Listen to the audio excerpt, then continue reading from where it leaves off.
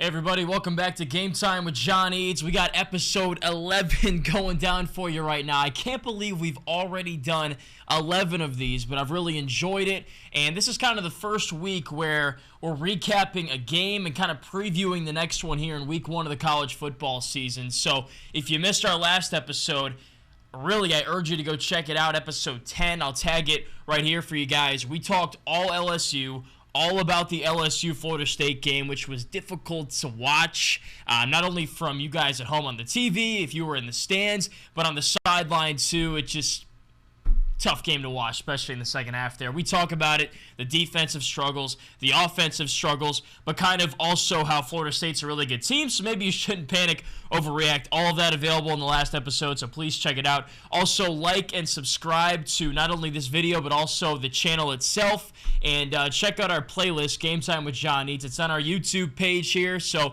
if you missed any of the previous episodes, they're all available and right there for you. And also, if you want, we got a content hub, WAFB.com/gametime right here, so you can find everything there. And then lastly, my personal socials. I post little cut-ups of the videos and, just different thoughts about the team during the game, during the week, at John Eads TV on the X app and on Instagram. Also on Facebook, too. Just look up my name. You'll find me on there. So, new episode today. We've got 3 more LSU topics, things that I didn't really have a chance to dive into and kind of expand much in the last episode for time purposes, so a few more things with that, and then we'll round out with one little segment on the Saints, kind of what I expect them to accomplish this season, because they begin their year on Sunday this week. Fantasy football back, NFL back, and just a glorious week 2 slate of college football. So, a lot to talk about today. Let's not waste any more time. So LSU football enters week 2 0-1 for the 4th consecutive year. Tough loss to Florida State, of course, in the top 10 battle in Orlando, 45-24 the final score. We've talked about this a lot, the defensive struggles, the offensive struggles, really just the team charisma being at a level inferior to what Florida State was in this game. A lot of factors mixing into the gumbo, if you will, into that 31-0 defeat in the second half, and then overall the 45-24 loss, which really wasn't that close, but could have been that close. What I want to get into, though, is kind of the situation we're in right now. Us as fans, us as members of the media, and then really just this LSU football team as a whole. Like, the situation they're in right now. 0-1, you got a cupcake. No disrespect to Grambling State, but a game you should win, we'll call it, coming up this weekend against an inferior team from a talent standpoint. You guys get all that. That's not, a long-term solution, though. Getting a win here this weekend against Grambling State, not going to do a whole lot to quell the frustrations of fans, for people like us who ask questions, and pretty much skeptics nationwide. And a lot of the issues that this team has right now, lack of physicality, lack of a run game, lack of a downfield passing threat, we're going to talk about a few of these things later on in the show, need to be fixed quickly, because the way the schedule is set up, it's not like other teams, like Michigan, like Ohio State, other teams like that where they open the season with 3 or 4 games where they'll be favored, they should win, they have an opportunity to work on these against teams that they'll be favored against, and in some cases very heavily. Not how it works out for LSU this year, and really in most years. It's FSU to start the season, a college football playoff-esque game, and then you get a bit of a get-right game here in week 2 against Grambling State, but then you're right back into the thick of tough games with the SEC slate. Mississippi State on the road, Arkansas at home, Ole Miss on the road, and then Missouri on the road as well. Bang, bang, bang, bang. All back-to-back-to-back-to-back. And I've talked about this stretch of games already on this show. To me, this is the defining stretch of games, because all those teams I just mentioned, 3 of them could be top 25 teams right now or by the time you play them. Missouri, I think, is a team that's going to pull an upset this year, and I think I had them going 8-4, so that's a very solid team, and they're playing at home, very veteran team. So you don't really have a lot of time here to lick your wounds and sit back and be like, dang, that sucked, and not do anything about it. This week of practice and the next one, critical for LSU, because before you know it, I'm going to be in a car on the way to Starkville, as is LSU on the bus, whatever they plan to take to get there, and they're going to need to bring their A game because I know Mississippi State has a new coach. Rest in peace, Mike Leach, of course. But this is a team that a lot of people have in their own individual top 25s. Very veteran team, too. A lot of seniors, a lot of juniors. Will Rogers, one of the best quarterbacks in the SEC. Like, you can't just walk into that venue in Stark Vegas, as they call it, and bring your C game-esque stuff. No, you will get run out of the joint. And you will have your second loss, which will absolutely eliminate you from the college football playoff. So they've got to turn things around and quickly. This is a very critical time already. Going into week 2 for LSU football, which is just nuts. Usually, you're getting to week 8, week 9, and you've got a loss somewhere sprinkled in there, and you're ranked in the top 15, and now you're trying to figure out, all right, are you a contender for the title, or are you kind of just a New Year's 6 bowl team, maybe? Right now, we're trying to figure out what exactly type of team this is, whether it be a bowl team, a national title contender, a New Year's 6 team, or a team that's going to flame out. We have no idea. I mean, personally, I predicted this team to go 11-1. You guys know that. So I have confidence that this Florida State game, there's things you could point to within it that could have turned the game a different way. Maybe we're looking at this team in a different light right now. I'm not very confident in 11-1, though. That means they're going to win every game from here on out. And I know they're going to fix things, or things will appear to be fixed against Grambling State. You just don't know after that, though. And that's one of the things I'm most curious about. 2 Saturdays from now, in Starkville, what LSU team will we see? If it's the one that's going to win out, go 11-1, win the West again, make it to the SEC title, maybe the college football playoff, is it that team? Or is it the team that might pick up a second L in 3 weeks and is just a middle-of-the-pack SEC team with 6, 7 wins? Maybe they don't even make a bowl game. We're going to find out which side of the teeter-totter we're on. This side or this side very soon here. But LSU's got to figure it out, and they got to figure it out quickly. That's for sure. So one of the things that I think LSU needs to figure out, if they're going to be the team that we kind of all hyped them up to be and really thought they would be, the hype wasn't without belief. They went 10-4 last year. They won the SEC West. There's a reason why people held this team in such high regard. There's a reason why they were ranked in the top 5 to begin the season. But one thing that I wondered about that was kind of a question mark coming into the season and didn't get answered at all in this Florida State game was the vertical passing attack. It's not existent right now for LSU. I think they really took, I guess you could say 2, but it was, for all intents and purposes, 1 downfield shot, and the ball was underthrown to Brian Thomas, I think it was, on the sideline. Other than that, there was no north-south passing game. It was all east-west, maybe a little northwest, northeast, whatever. Point is, it wasn't stuff that will stretch out a defense, that will move a safety back, that will force a corner to respect the receivers. And that is something you need to have as an offense if you want to have all the tools in the toolbox. And national champion teams have all the tools in the toolbox. It's a big toolbox. You got every kind of thing you can need. All the screws, all the screwdrivers, all the hammers. You kind of get what I'm saying here. You need to have as many weapons as possible and be able to attack as many teams as possible in a lot of different ways. And did not see that downfield passing attack, which is critical for offenses that want to execute and achieve on a very high level. And that's concerning. Florida State, this is kind of the disclaimer that I'm using for pretty much everything I say about the Seminoles. Great team, great defense, one of the best in college football.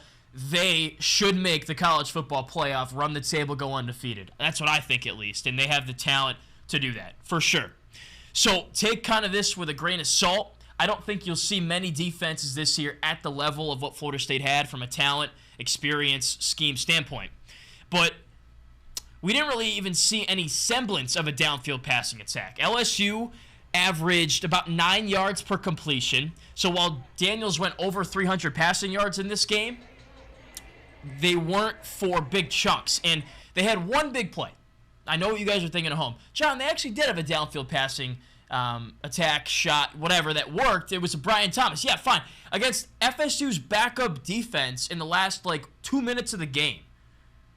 on a ball that was thrown into zone coverage and Thomas, broke a tackle, whatever. I mean, it was a good play, don't get me wrong, but not one that starting defense would allow whatsoever. That was a 75-yard touchdown. So erase that from the completion average per pass. Probably looking at like 8, if that. Brian Thomas himself, he looked good. He was the wide receiver too, I would say, in this game. 7 catches, 142 yards, and that long touchdown. But you take away that 75-yard touchdown, and he's got Malik Neighbors-esque numbers in this game. Neighbors had 6 catches for 67 yards. Just little chunks, nickels, and dimes here and there. That's important. You've got to be able to do that. You got to be able to walk to the gumball machine and take out a couple of gumballs. But sometimes you got to go to the counter and buy the chocolate bar for a couple dollars, right? You got to have the ability to attack down the field, take out big scooping handfuls, while also taking 1 or 2 M&Ms here and there. You know what I'm saying? So they didn't show at least that they have that capability. And if they did that on purpose, I don't know why, because you're playing to win the game here in week 1 against Florida State, especially when you're down by 2-3 possessions in the second half. You should be trying to score in as few plays and as quick as possible, really, and they just didn't really do that. So Thomas's numbers inflated. Neighbors didn't have much of a big impact, probably, like 10 yards a catch? Good, but as the wide receiver 1, you expect more, and there just wasn't that, that pass down the sideline that you'd see Justin Jefferson go up and get and then take it 70 more yards for a touchdown, or Jamar Chase catch in the open space or win a jump ball one-on-one downfield, or any of the extremely talented receivers on that 2019 offense. That offense could not only attack you over the middle and get a 15-yard gain on a slant, they could also have a jump ball for a touchdown, or at least a deep passing play against a blitz result in an 80-yard big play, explosive play. Think of how many explosive plays Florida State had. Like, that's what a good offense should look like. Yeah, you'll pick up the first yards when you need them. You'll pick up the 20 yards when you need those pickups. You'll also just cash in on a 60, 70-yard touchdown. LSU did not do that, and I don't think they can do that until I'm proven otherwise. So, not many deep balls in this game. The ones that were thrown deep weren't executed, underthrown, whatever. One thing that might help real quick, go 4 wide more. Stop with this 2 tight end stuff. I know LSU kind of said in the offseason they want to run more 2 tight end sets with Mason Taylor and whoever else. They didn't work, though. The second tight end that was in the game didn't go out for a reception or a route much, if at all, and blocking was a 0. Like, that dude was getting beat left and right. Gilbro, I think his name was. Take him out of the game. You may as well put 4 receivers on the field. We didn't really see Shelton Sampson. We didn't really see Chris Hilton. We didn't see Aaron Anderson much. You got weapons on the sideline, speedy guys that can make plays. Put them in the game. Use the athletes you have. Stop trying to force a personnel set that just doesn't work. That would be my word of advice, kind of something that I'm hoping to see change in the future, because LSU made it clear they're going back to the drawing board and they're changing things moving forward, because whatever they planned to do, whatever they thought they could do, did not work in this game. So that's one of the biggest things that this team needs to develop or prove it can do this season if it wants to be more than just a 7-8 win football team. And it's develop a vertical downfield passing game.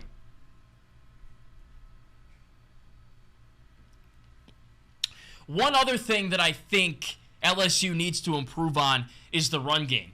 In the season opener, LSU had little, if any, semblance of a run game. The running backs were rotating in. It was basically just a replay of what you saw last year. Putting different backs in pretty much every single drive. Josh Williams, Noah Cain, Trey Bradford. And these are guys that all play football in a similar fashion. So rotating them in and out of the game doesn't really change anything.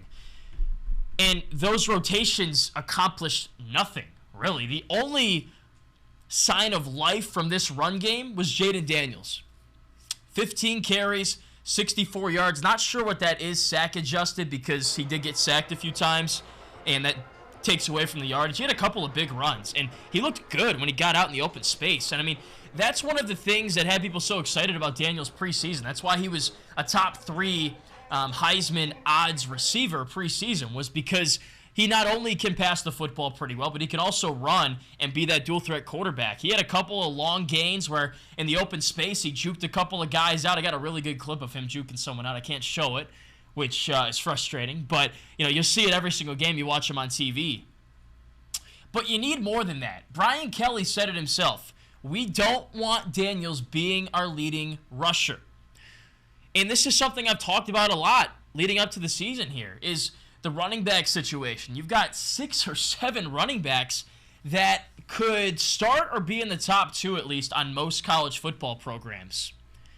But you need to pick 2 that you like and just use them and stick with them so they can get their mojo going in a game and keep it and not come off the bench cold. So Noah Cain, Josh Williams, Trey Bradford, I think they all got 4 carries apiece, which I'm not really a fan of. This isn't, one of those prolific duos that's in college football right now that's, give him 8, give him 8. That's not really what this is. It's not a Blake Corum, Donovan Edwards at Michigan, or, Mayan Williams and Henderson at Ohio State, Travion Henderson, where they deserve kind of split carries. That's not what this is. In fact, I don't really know that you have a running back 1 anyways here. What you've got are just a bunch of guys that are capable of playing the position, but you don't have anybody special. Nobody has clearly stuck out among this group. At times last year, we thought it was Josh Williams. We thought it was Armani Goodwin. Heck, we even thought it was Noah Cain at times. He was kind of the starter for the bowl game there in that same stadium in the blowout win over Purdue. Clearly, there's just not one guy that's taken over the position. John Emery didn't play. He's in, his street clothes and his jersey, drinking a smoothie on the sideline, not playing. We don't know why, as far as I know, and he's not going to play this week either. Logan Diggs, Notre Dame transfer, was there. He warmed up, and I honestly forgot about him until after the game when I saw him walking back into the tunnel. I was like, Diggs, why didn't he play? I saw him catching passes in warm-ups. Coach Kelly said it was coach's decision not to play him, and I thought he would be the running back 1 for this offense. All the things that I had read coming into the season had him being the starter.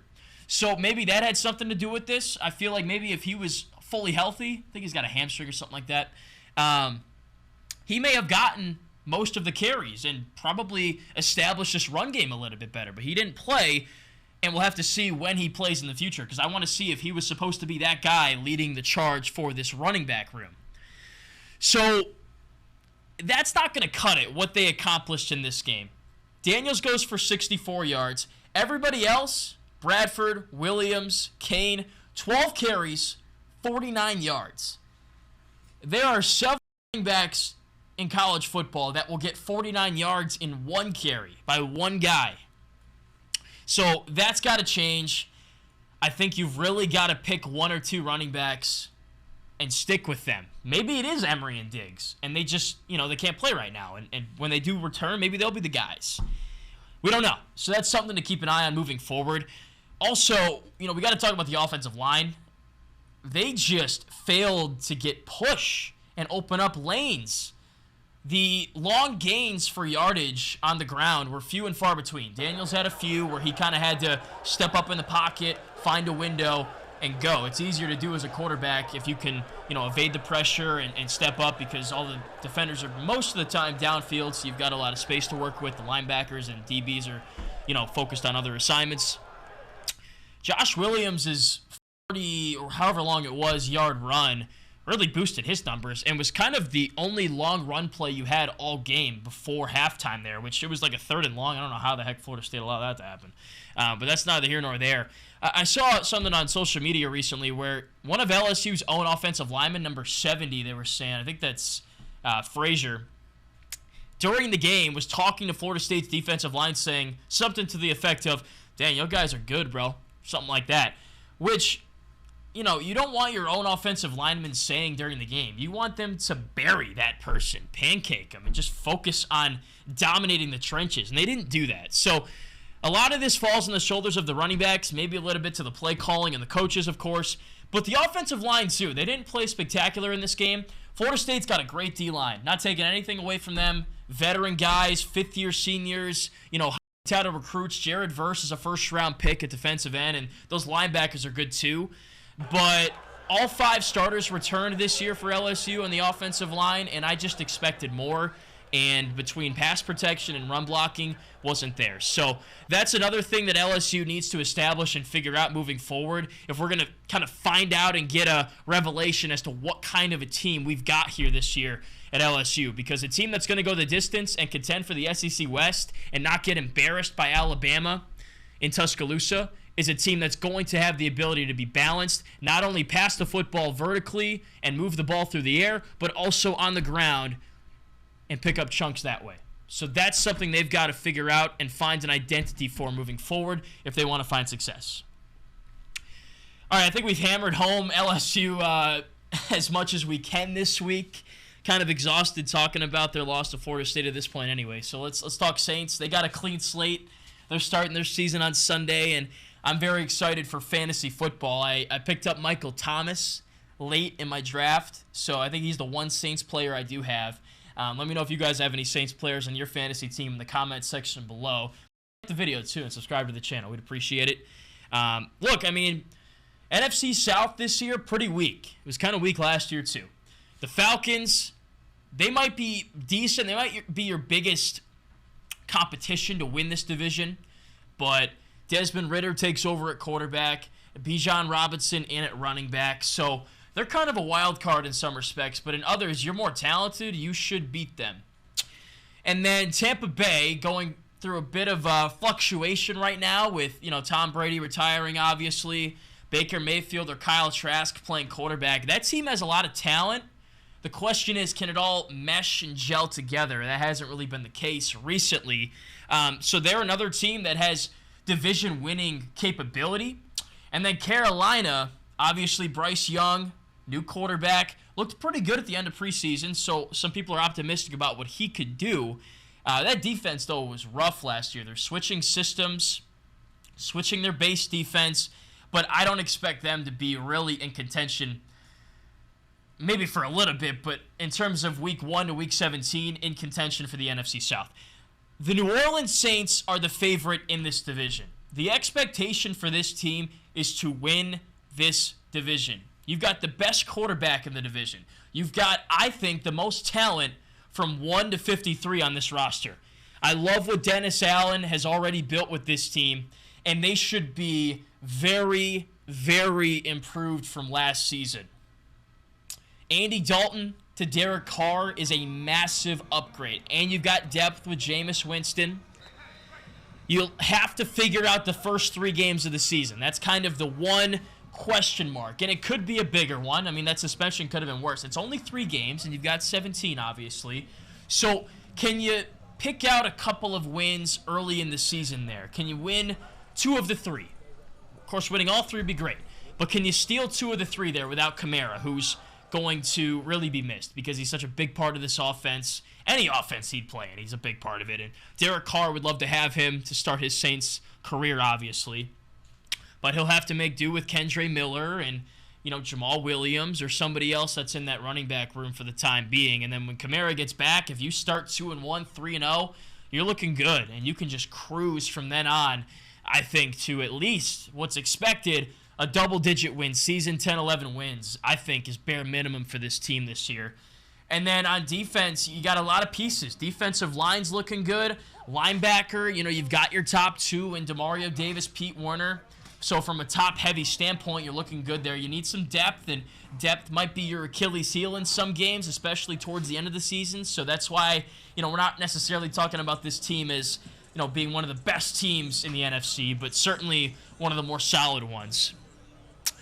Secondary, a couple, changes. You've got Alontae Taylor taking over at slot corner, and he looked good last year towards the end, but was a little shaky in preseason, so that's kind of a big role that he's stepping into. Really, you're kind of just young at a lot of different places, but you've got talent, experience, and others that should allow you to succeed. I think the offense is really going to lead the way, though. I just loved what I saw from the starters in the limited time they played in preseason. Derek Carr just manufactured an excellent drive in the opener against the Chiefs, and the opening drive of his career in New Orleans in that game, which is something that New Orleans struggled heavily with last year was those opening drives. I think Juwan Johnson is a stud at tight end. He's going to be a real problem for opposing defenses this year. And then a wide receiver, you're loaded. I mean, Chris Olave, A.T. Perry, Michael Thomas, plenty of names there, plenty of playmakers that will make some things happen for you. Derek Carr has just got a multitude of people he can move and throw the ball to. He completed a lot of passes to a lot of different receivers in the preseason games too, like 4 or 5 different guys, just trying to build that chemistry up and get it going a little bit. So they failed to meet the expectations the past couple of years, but I'm setting the bar high this year because this is a team that should meet that bar with all the talent they have, all the experience they have, and when you think about the geographical friendliness of the NFC South, not from a geographic standpoint, but in terms of like how talented those teams are right now, you're the best team in the division. You should win the division and double-digit wins. Let me know what you guys have the expectation for from a personal standpoint for the Saints this year. But they begin the season against Tennessee on Sunday. We'll be plugged in, tuning in, of course. Should be a win. I'd go as far to say that. Start the season out well. We'll see how they do without Kamara. That's kind of the biggest thing you're wondering about right now. But from week 1 to week 17, holistic look at the year, I expect the Saints to be really good and achieve at a high level. All right, that'll wrap up another edition of Game Time with John Eads. We pretty much have ad nauseum spoken LSU, FSU, and we'll have more things to talk about after the Grambling State game this weekend. Really, it's more going to be previewing Mississippi State next week because, as I said during the show, that is the biggest game to look forward to right now for LSU. Put everything else in the back burner. We're going to find out a lot about this football team when they take their field trip there to Starkville. So that should be a lot of fun. Again, like the video, subscribe to the channel, check us out online, follow my personal socials, at John Eads TV on the X app and Instagram, also on Facebook as well. We appreciate all the support we've already gotten, and thanks so much for tuning into this episode. We'll be back, of course, next week with more content for you guys, and we're looking forward to that. So enjoy the weekend. Enjoy the LSU game on Saturday and the Southern game as well if you're, tuned into them, going to that game. And then the Saints on Sunday. Should be a great time, and good luck to all of you with your fantasy teams. Hopefully you rack up a lot of points. All right, we'll talk next week.